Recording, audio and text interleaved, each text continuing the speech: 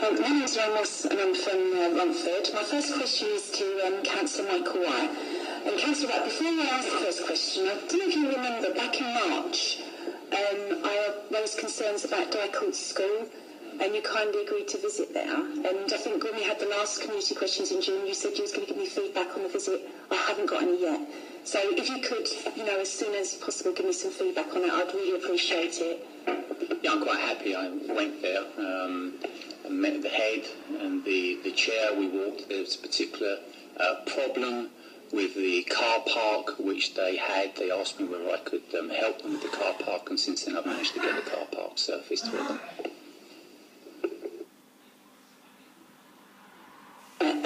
My question for this evening. For quite some time, areas of our park have had parts of the grass left uncut and overgrown.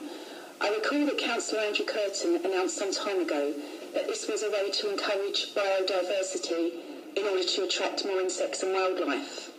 Back in October last year, a lady from, I can't remember if it was Harrow or Harrow Hill, was out walking her dog and she fell down a hole that was obscured by the long overgrown grass. This lady broke her arm in 5 places and has suffered permanent damage as a result of this. I've also only this evening heard of 2 other residents. One broke their shoulder when they was actually going over the bridge in Harrow Lodge Park, and the other gentleman also broke his ankle, also in this long grass.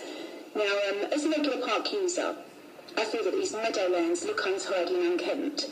They attract litter and can be very dangerous. Since this policy was introduced in Harrow Lodge Park, residents in Heartland Road, Hornchurch, have been having problems with rats and other vermin entering their gardens and properties. When you actually enter the park from the Heartland Road entrance, instead of being subjected to biodiversity, you experience biodiversity. When I walked around the park recently, I had the pleasure of seeing 3 rats, litter everywhere, and a park that looked like it had been totally forgotten by this council. Please don't tell me that the majority of residents are in favour of this ridiculous policy. On Friday the 6th of September, there was a meeting of residents and the Romford MP Andrew Rosendale. When the resident who arranged the meeting was speaking, he asked the 50-plus people that attended whether they were in favour of the Meadowlands policy, and only 6 of them raised their hands. 2 of these people actually wanted more paths, which would indicate they were not completely satisfied with this policy. In fact, people have now taken to sitting on the paths as there is nowhere else to sit on the grass on this side of the park. When is this council going to start listening to residents and abandon this ridiculous policy? Thank you.